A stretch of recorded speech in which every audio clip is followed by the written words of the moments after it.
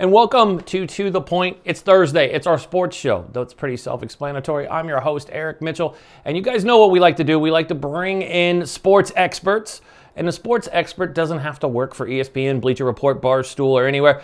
There's a lot of big-time sports fans that I like to lean on to bring to the show so we can get banter back and forth, because you guys don't need to talk to me every day and see me rant and rave about sports. I like to bring on one of my favorites. Now, we don't see eye to eye on football teams. Both of our teams have struggled, but his team's in the NFC East. So my guest today, an Eagles fan, I feel sorry for him on that. His 1-4-1 Eagles fan is my good friend, Mr. Matt Hannaford. Matt, how you doing today, bud? I'm doing great, Eric. How are you? I saw who the Thursday night game is, and I cringed. Can they just not put better games on? No offense, that game probably looked really good on paper when they put it together. I don't think they thought it was going to be a battle of 1-5 versus 1-4-1. So. Yeah, I don't think it was that at all when they put that together. But hey, the NFC East still has to compete the entire rest of the year. Eventually, someone will get something other than a tie from outside of the division. Eventually, that's where we're going. And the Cowboys are out. And I mean, I'm not knocking Dak Prescott. That was a horrible injury. I hate seeing guys go down with those nasty injuries. But you know, that Cowboy team was already struggling as it was. They got pure luck on that onside kick versus Atlanta, which Atlanta probably would still have a head coach if that wouldn't have happened. I guess they don't teach that at the youngest level about onside kicks. You can go, it's yours to go get. You don't have to wait for it. That still blows me away that we're talking about that. But just interesting when you look at the NFC East. I would have never predicted this. I would have put the Cowboys probably same record as what we're seeing in Tampa Bay right now with Brady and the Geezer gang down there. So, I mean. Yeah, I mean, the NFC East coming into the year, I thought was going to be anybody's division. I mean, obviously it still is, but for a completely different reason.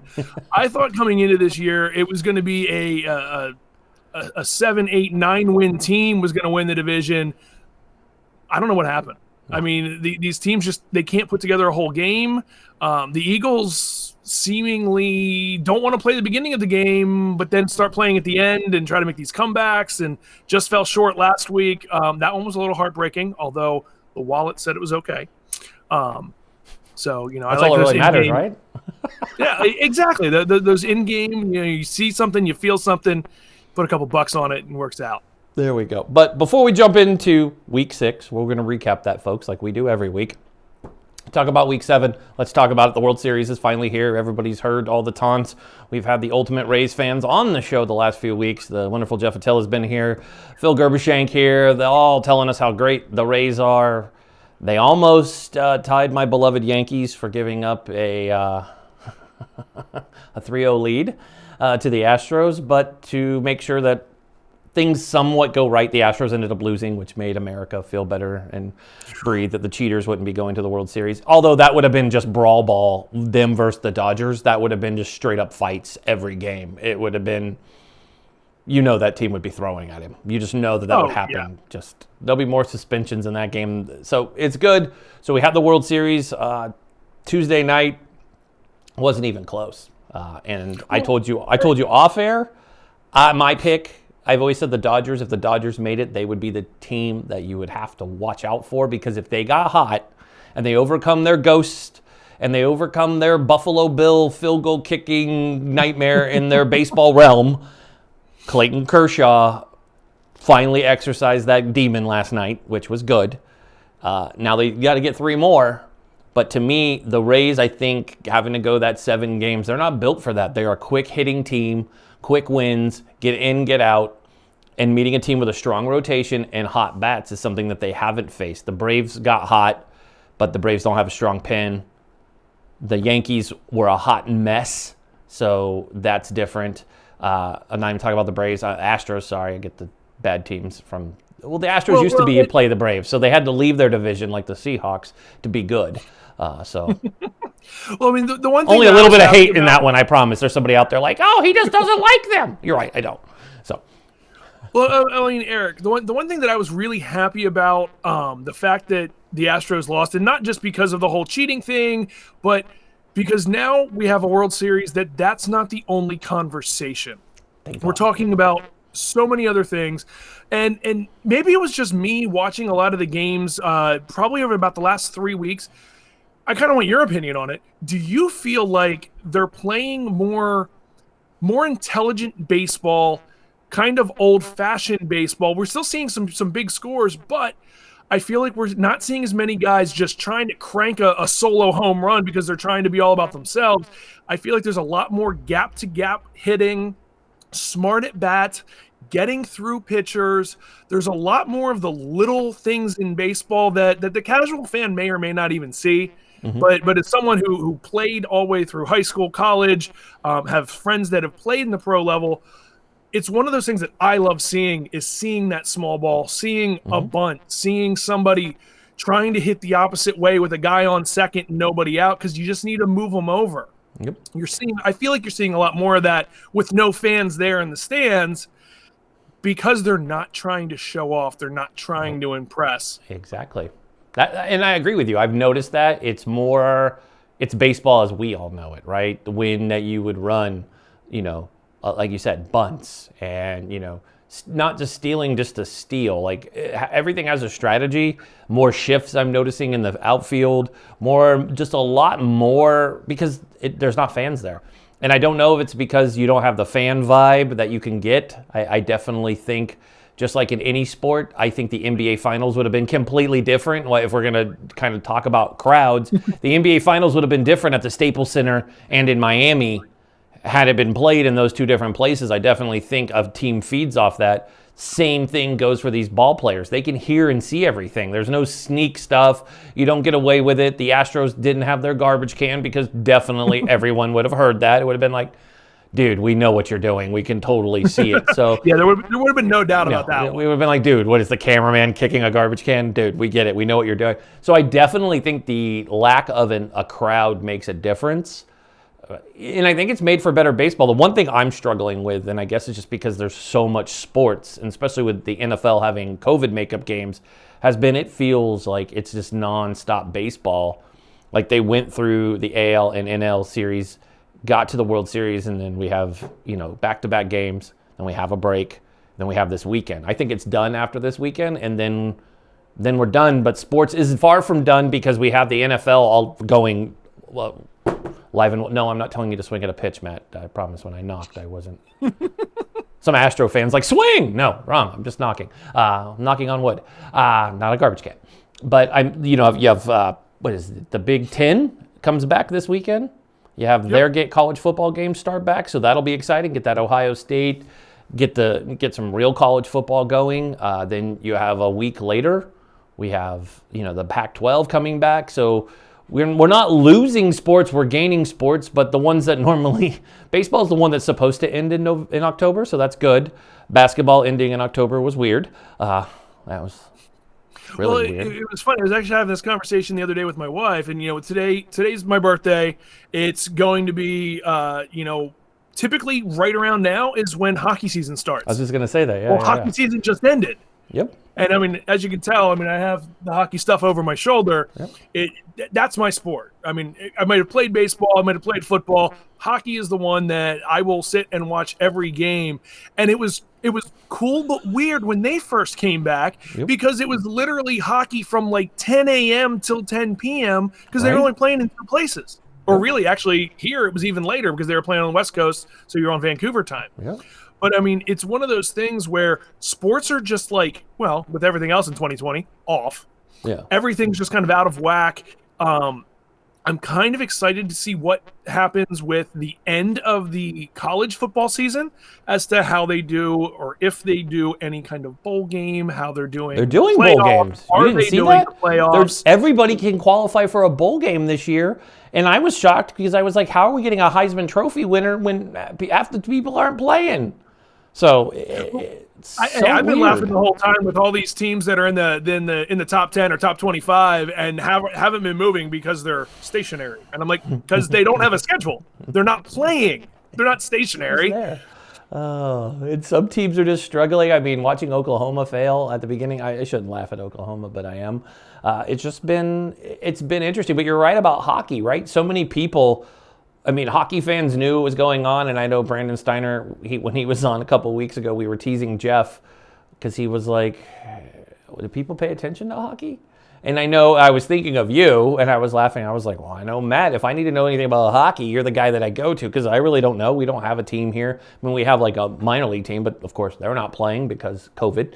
So everybody's in the bubble. But you're right about sports. It is funny you bring that up. Before we go to break, that is such a point of, especially when the NBA started playing and games are on at like 2 o'clock or like 1 o'clock or a 10 a.m. game, because, we're 3 hours behind everybody there in Orlando, and you're like, why is there a game? What do you mean 10 a.m.? Like a Blazer game came on and the game was over at 1, and they're like, here's the final score. I'm like, it's 1 o'clock in the afternoon. Why are you playing basketball? What are you doing? Like, you guys are NBA guys. You guys don't ever play like maybe a Sunday. I think the Blazers on their schedule this year, we had a Sunday game. It was actually, oddly enough, the only Sunday matinee game we had was the Sunday the NBA shut down. It was also going to be the return of the Bosnian Beast, Josef Nurk. One of our favorites, came back from the really bad leg injury the year before.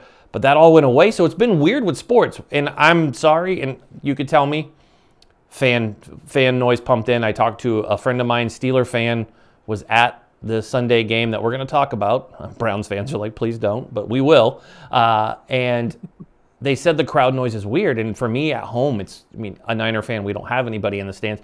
Now, your team has a stake to claim that your imaginary fans actually booed your team at one point this season already. Yeah, I was a little confused by that, and I didn't do enough research into it to actually find out, were they pumping that into the stadium that the players were hearing the boos, or was that just on the broadcast? Because just on the broadcast, to me, it's just hilarious. Like, now you're just adding a comedic element to it. Yeah. But if you were pumping it into the stadium, that's kind of a different level of Philly fan. And I've been born and raised Philly everything, although I will say, NBA, I kind of ventured away from probably around 8th grade. I've now gotten back into it a little bit, and there's 2 teams that I'm following. One of them's yours.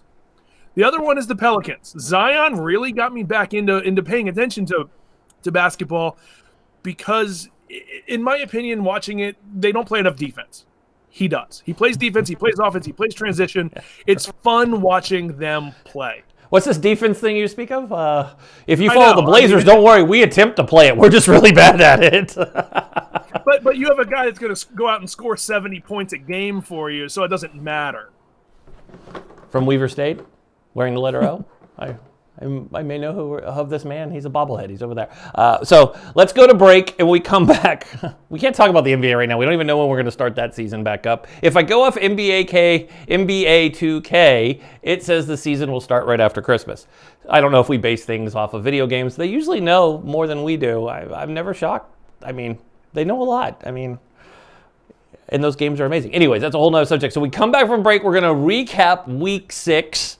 Which one of our teams did really well and another one of our teams didn't, but that's okay. As you'll notice, anytime Matt's here, I will make sure that just like I make fun of Tampa fan, Eagle fan is so easy to make fun of this year because they have a team. I just think they are in that NFC East. So anyways, we come back from break, recap of Week 6, and we're going to start talking about Week 7. It's starting to get interesting around here. So stay tuned, and we'll be right back after the break.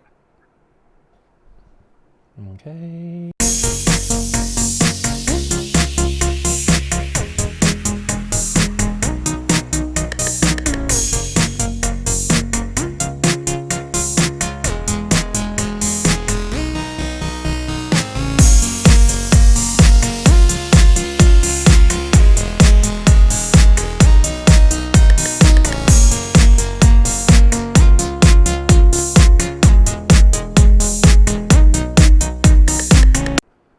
Welcome back to The Point, our sports recap show. Every Thursday we do this. Same bat time, same bat channel. We try to keep the same faces, but hey, they change. As you can tell, this isn't Brandon Steiner. This is Matt Hannaford. Matt, let's jump into this wonderful recap of Week 6. After Week 5, we only had one really big injury, which was Dak.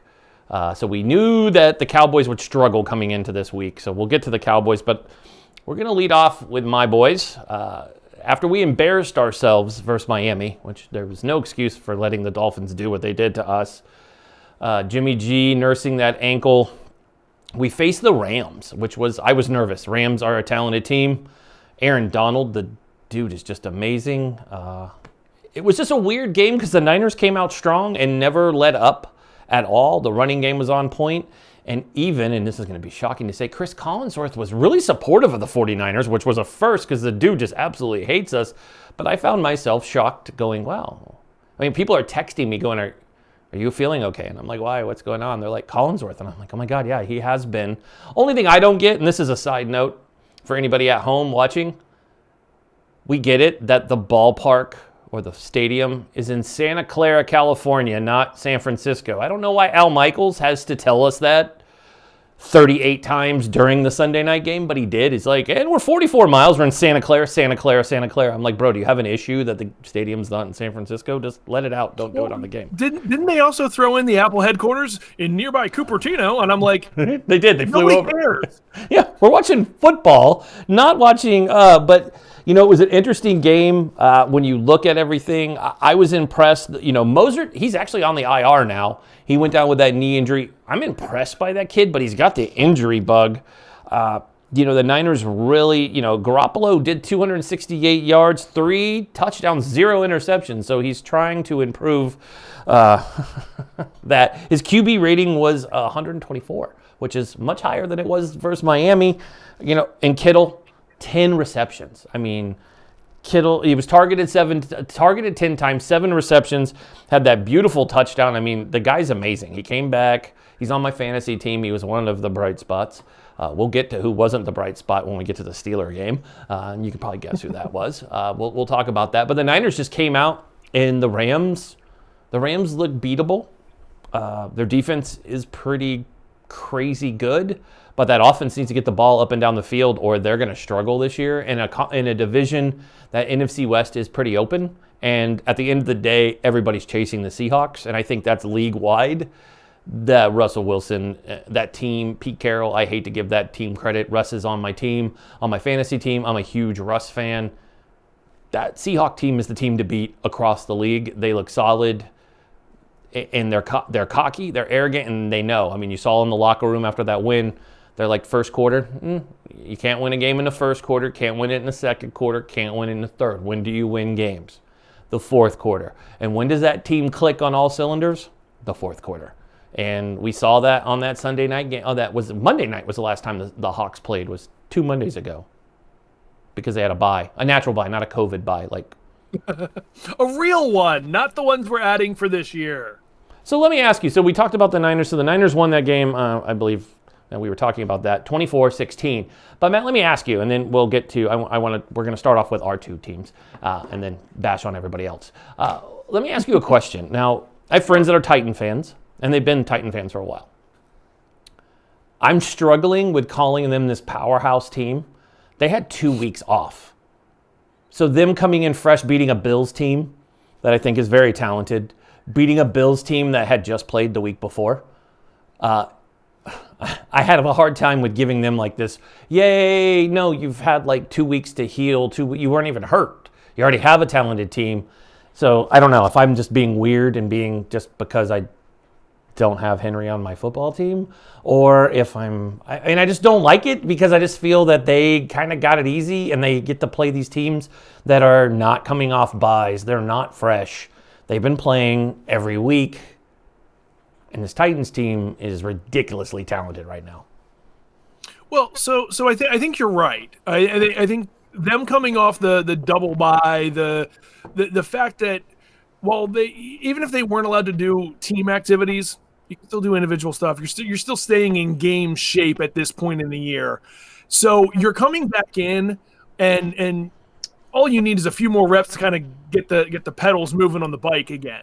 Mm-hmm. So it's not like you're coming in from at the beginning of the year, because I mean the first games look terrible pretty much across the league. For the most part, that week 1, it was all over except the place. The Jets. The Jets just, they look the same all year long. Well, okay, true. But that's beside the point. The Titans are, in my mind, a top 5 team, top 6 team. They're definitely, they have the talent to do it. It's a matter of completing and keeping everything together and getting the wins late in games in those close games, because they're gonna come down to a couple field goal games, a couple last possession games. That's when they need to be able to close it out, whether it's offensively or defensively. It's one of the two. That's where we're going to see in maybe about 2 or 3 weeks, as they come back off of this, as long as everything stays normal schedule wise. That's when I think we're going to see who the real Titans team is, because that's when we started seeing the rest of the teams 2, 3 weeks, 4 weeks in is where we really started to see what kind of team is that team going to have, obviously barring injuries. Cowboys, completely different team. Eagles, kind of the same thing, losing most of their line, having a lot of injuries again this year. Wide receiving core is now down to the 73rd guy. It's the same story as last year. So while we're on your Eagles, I'll let you run this. You are as vested as I am in my Niners, so I will give you the stage. I'll be here to answer questions and make snide comments. But go ahead. You guys actually, I will give you this before you go take off on this. You guys look good this week. That Ravens team is incredible. I think everybody in the league looks at Lamar Jackson. I mean, the fact that the Chiefs are their kryptonite, but I find very few teams. The fact that they've blown out everybody they played. You guys with your beat up, getting the beer guy to be the wide receiver, whoever the biggest, fattest guy they could find at a bar in Philly to be on this line to help Carson, who's just getting destroyed. You guys look good versus a very talented team, but you guys are exposing holes in their team, which I think is cool for everybody else in the league, that Harbaugh's defense still has a lot of holes in it. Well, for sure. And in watching this game, it started out really not good for the Eagles. But defensively, and they pointed it out a couple times in the broadcast, the sacks that they did get didn't come from quick movement on the line.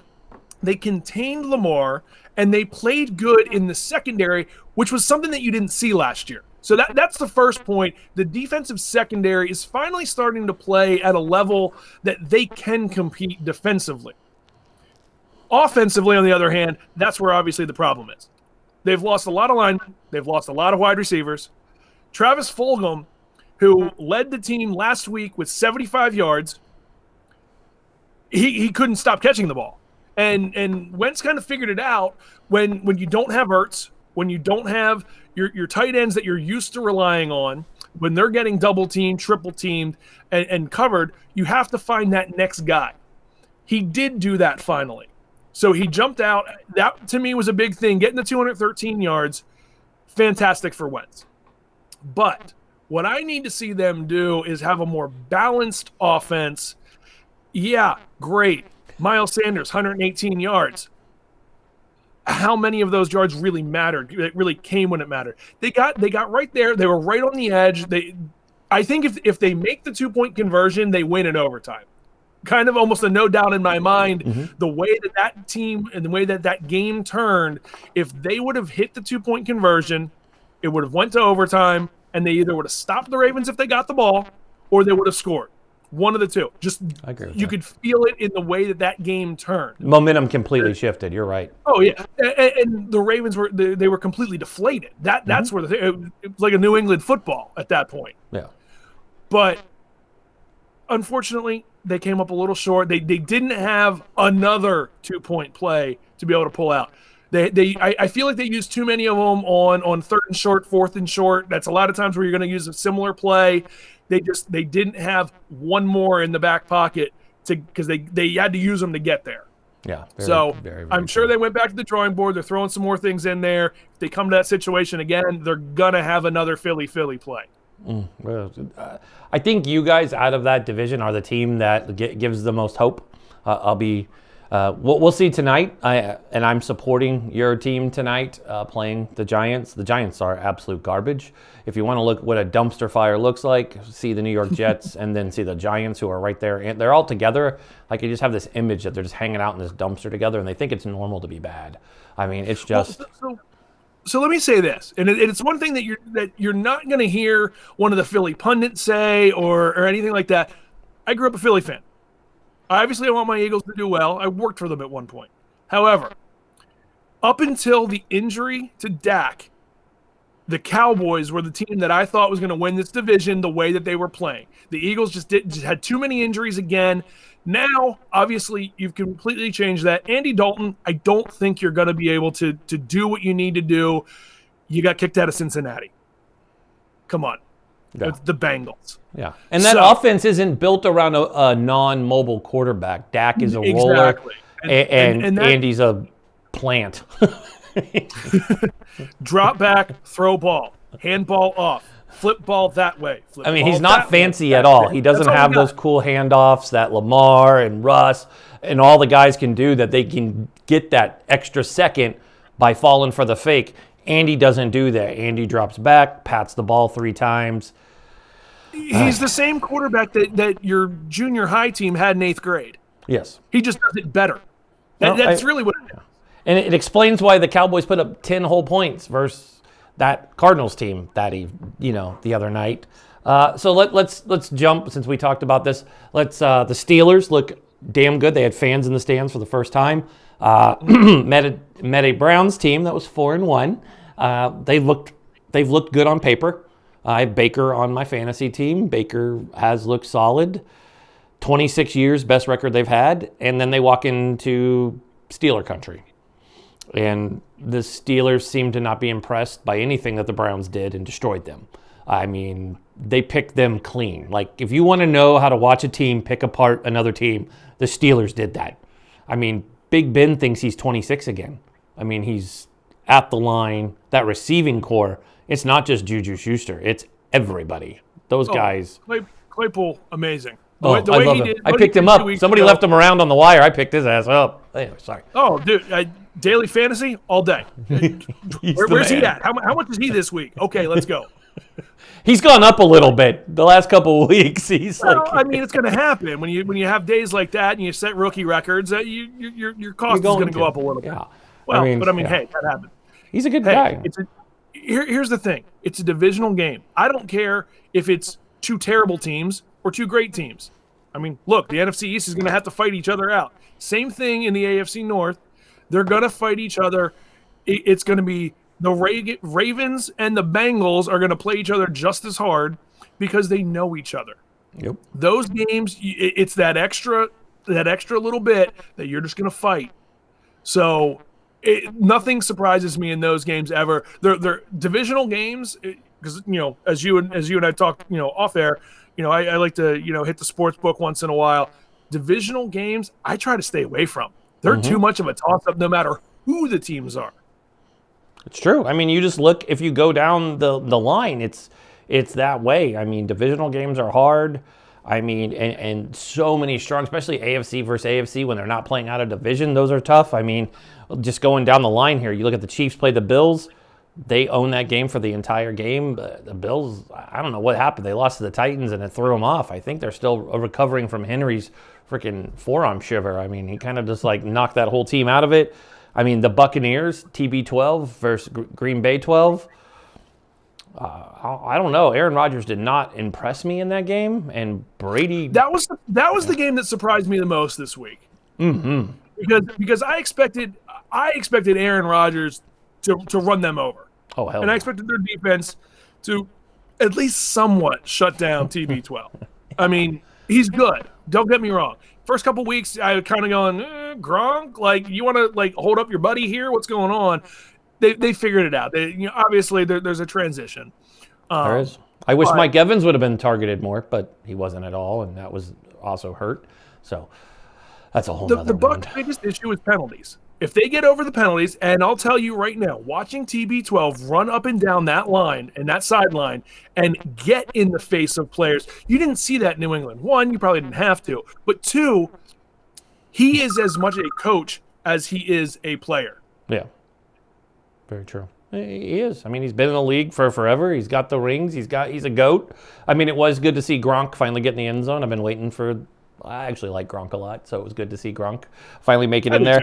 The Dolphins-Jets game, talking about division games, 24-0. The Jets just need to finish. Just call this season what it is. My question to you is, does Adam Gase, does he have dirt on somebody? How does he still have a job? The Jets suck. This dude, there's players demanding to be traded. You saw Le'Veon Bell get cut and get picked up by those Chiefs. Like, they needed another guy who can run the ball, and he has a line now. I mean, he's a good running back, and he was doing pretty well as a running back for the Jets with a line that they have to block for Old Man Winter, my boy Frankie Gore. I mean, but Gore's like 180 years old, and he just goes straight. He doesn't go east and west. He goes north and south. Le'Veon moves a little bit better. But, I mean, you look at the Dolphins team getting crushed. Again, the Texans-Titans game, we talked about the Titans. That was a shootout. I like that one.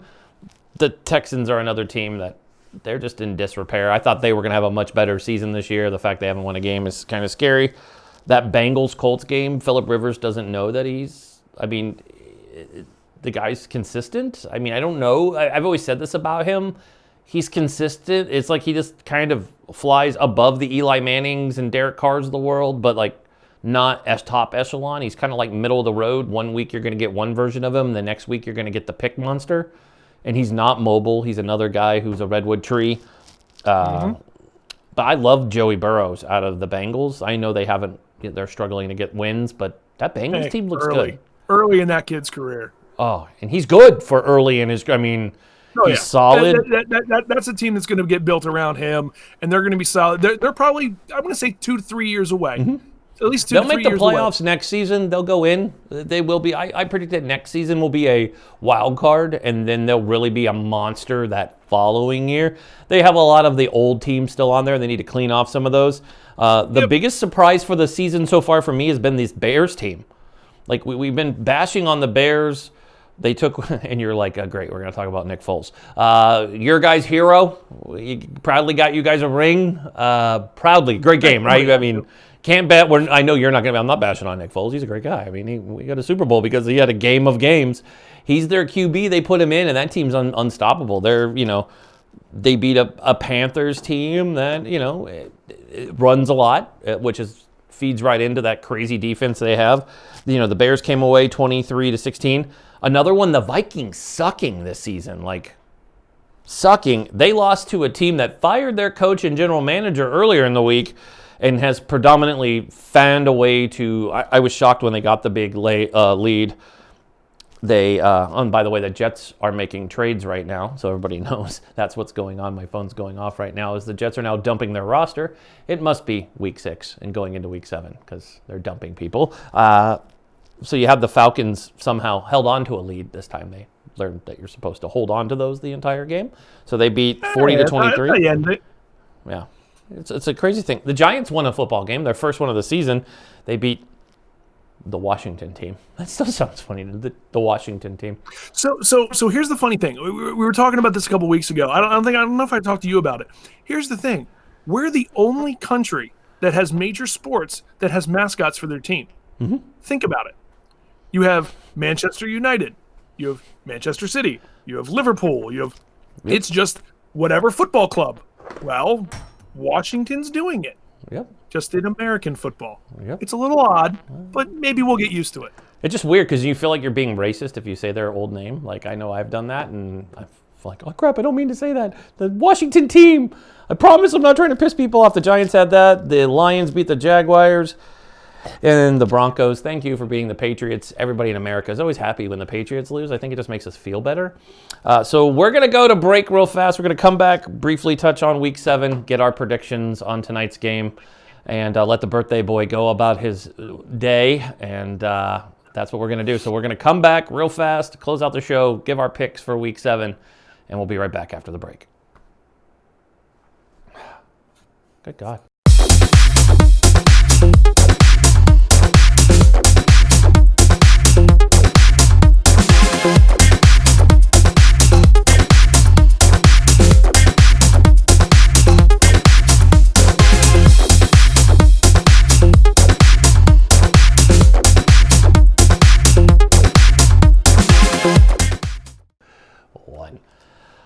Welcome back to the show. This is it. This is your favorite part of To The Point. No, not because it's ending, but we're going to give our picks for Week 7. So I'm sure you guys could figure out, we'll do our team. So we'll do our teams last.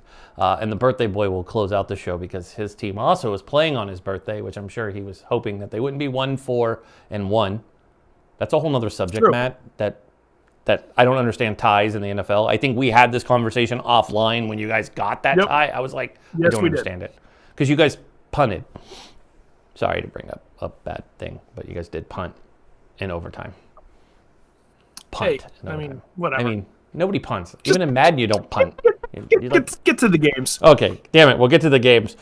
Oh, I'm going to talk about just because we didn't talk about them, and it's not a big game. Neither team is impressive. They both have 2 wins combined. Jaguars versus Chargers. The Chargers are kind of like Cincinnati to me.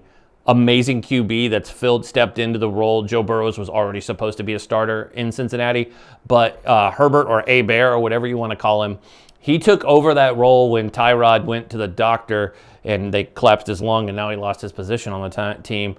So he's not the starting QB, but this young kid has come out and he's got a cannon for an arm. He's really smart and mobile. It's good to see San Diego have that because they've had Old Man River, who his idea of scrambling was painful. I mean, I've watched old people jog in the mall faster than Phillip. So that team, the Chargers look good. I think the Chargers will beat that Jaguars team that looks like it's a hot mess again and has returned to the typical Jaguar team of what we all know. So that one for me is, I'm going with that Charger team gets their 2nd win of the season. They're not going to make the playoffs this season, but they are going to be the thorn in the side when they do play the Chiefs, when they do go through and play the other game that I'm going to talk about after you go over a couple games, the Sunday night game being the Buccaneers and Raiders game. Keep in mind that AFC West is tight with the Chiefs. Everybody's there except for the Broncos. The Broncos don't scare me. Yeah, they beat the Patriots, but that Charger team can be. And the Chargers always seem to be like the fly in the ointment. They find a way to like just be annoying enough. They're not going to the playoffs, but they're trying, and they're in this rebuild. Just ruining everybody else's year. Yeah, it's like really they're those people. They're like, we're not having fun at this party. We're here, and we're just here to ruin it for you because we're just going to be those people. So that's what I have. The other game, and then Matt can do too. The other big game is the Seahawks-Cardinals. Again, talking NFC West. Everything out of the West seems to be on lock. Seahawks coming off that bye. Cardinals coming off of a big win versus, beating the Cowboys without Dak doesn't really impress me. So still, the Cardinals are good, but they haven't been good a lot. They have like games where they kind of show up, and then they have games where they don't show up. Drake has finally become a running back, finally actually scored the points he was supposed to on fantasy football this week. It's about damn time. I have him on my team, as you can tell. So I see the Seahawks winning. Russ Wilson, again, that MVP, he's going to do everything to get it. That team's on fire. We're going to be talking about the Seahawks for the rest of the season. They easily go in. They have a high, I believe, what is that over-under? I got to remember. I had it written down. Even everybody's going off of that. It's going to be a shootout. They even have the over-under at 56.5. So it's going to be a shootout. And it's just 3.5 points, for, not a lot of points. The Seahawks, they do have holes in the defense. They are hurting. Injuries, bugs have bit everybody, but I still think that will get a shootout, high-scoring game. Seahawks come out on top. I believe they'll go over the spread. So that's my picks right there. And if anybody's playing at home, I have the Chargers on the under. And and also I think it's going to be a blowout. So they're going to go. They will not cover their spread. So that's what I have. Who do you got? And then we'll finish out. We'll do our own teams. I wasn't supposed to. You're doing right. The Monday night game, right now the over/under is 50.5 in the Steelers-Titans game. Ooh. That's the bye game, right? That's the makeup game because they were supposed to play each other. Okay. Yes. So started out Titans +1. Now the line's moved to Titans -1. I'm going to take an alternate spread on this. I'm going to put Steelers at -1.5. I think they win easily by at least 1.5, probably more like 3 or 4. I think they just absolutely take control. They take the wind out of the Titans' sails. That's my prediction for this week on that game. I think there's just too much hype behind the Titans right now. Battle of 5-0s. I think the Steelers come out on top on that one. I'm changing that spread back. And actually, I might even move it to 2.5, so it's a full field goal. You got to look at it. Tannehill. What do you think of Tannehill? Tannehill's going to deal with a Watt. Anybody has to deal with a Watt, brother. And I'm sorry, TJ looks a little bit better than JJ, I love you, Exactly. man. You're awesome. Don't get me wrong. I'm totally not disrespecting JJ. I do not want that man showing up at my door. Love you, JJ Watt. But TJ looks amazing. I think it has something to do with your team's success. It doesn't, it shines a little bit more. They have 2 Watts on that team. If they got that Holy Trinity and got a third, oh my goodness, that team would be unstoppable. But I think Ryan Tannehill's going to have a reality check. He's had some pretty soft defenses to play against. Exactly, and that's why I think the Steelers end up coming out on top. I think there's some late turnovers, and it comes down to a field goal. Steelers all day. Steelers by at least 2.5. And the Steelers are pissed, you heard too. it here first. And the The other game Steelers I are want to talk pissed, too. about, Tampa Bay and the Raiders. Over-unders at 53. Tampa Bay -3. I'm taking the over on this one. I think it is an absolute shootout. There might be 60 points plus in this game. Both teams hitting into the 30s. Both of these teams are just going to keep on scoring. Neither defense is great. Neither offenses have some penalty problems, but I think both offenses will score because those defenses are weak. They're going to get some pass interference calls to extend some drives. I think they're going over on that game. I like it. That's the Sunday night game. Then I'll take the Monday night game. The Monday night game is the team that I'm just still shocked that they're 5-1. The Bears play the Rams. Rams look good. That'll be an interesting. Nick Foles is just doing great with that Bears team. They're able to get up and down the field. I actually am going to go out here on a limb, and I'm actually going to say the Rams come in and upset the Bears team. That team has lost to teams that they didn't think they were supposed to lose to. They move the ball up and down the field. The Bears have struggled with teams with wide receivers, and that is a huge issue when you have the talent that they have. Now, their running game is exposed, but that team and that defense, Foles will have to get over Aaron Donald, who's coming off of a week where he did not get a lot of sacks. I believe he went with 0, which was huge, and it upset Chris Collinsworth. He was upset because he was so fascinated how muscular he was. So I'm going to see that the Rams are going to squeak this out, and I believe not as prepared as Matt is. But that is, they're going to cover for sure with it. They have 6. They're giving 6 on that one. I'm definitely going to go with the Rams on that one. And it will be a shootout, though. I definitely think there's going to be an over on this one. It just depends on who's putting the points up. That Rams team is just aching to get points on the board. They have a QB. Foles is going to be chased all day long. And they don't have to be intimidated. They don't really have a receiving core that's anything to write home about. And they have Ramsey over there on the Rams who needs to have a game. Because he's been burned for like 3 weeks in a row. It's embarrassing as much as he talks. That guy keeps getting burned. So that's all I have. And then I'll finish it off, and I'll let you finish the show off with your pick. We already know what it is. The Niners actually play the Patriots. I naturally hate the Patriots, so it's really easy to pick this one. I'm going to go with the Niners continuing their win streak. We are hurt and banged up. Our defense, I don't think I've seen a team with as many injuries as the 49ers have had in one season in this short of amount of games. I mean, to have Mozart down again, we do have running back by committee. Welcome to We're being good. an Eagles fan. Right? I feel like you guys with your receiving core, ours are our corners, our linemen, even our QB with his high ankle sprain. I mean, it depends on what arm we get out of him. But having Kittle back makes a difference. We are playing, a Patriots team that hasn't been able to cover its own shadow. They struggled with tight ends that could move. We saw that with the Eagles. Cam Newton's not the same Cam Newton coming back from COVID. He looked like crap. He was exposed. That line was exposed. I think the Niners come in. It's going to be a tight game, but at the end of the day, the Niners will walk away with that win, and we'll go back to our winning ways. But again, Seahawks are the team to beat in the NFC West. So what do you got on your birthday game? The Eagles were like, we're going to have a game on Matt's tonight. birthday. I mean, of course, I'm going to pick the Eagles, but I'm not just going to pick the Eagles because I'm an Eagles fan. I don't think the Giants defensively are going to be able to stop Fulgham and Ertz. Those two, I think, combined for probably 3 or 4 touchdowns. The over's only set at 45. That seems low to me on this game because I think the Eagles. Well, here's the only reason it might not be. The Eagles might score 30, but they probably won't give up 15 in this game. I think defensively they're going to stop the Giants. It's going to be right in that area.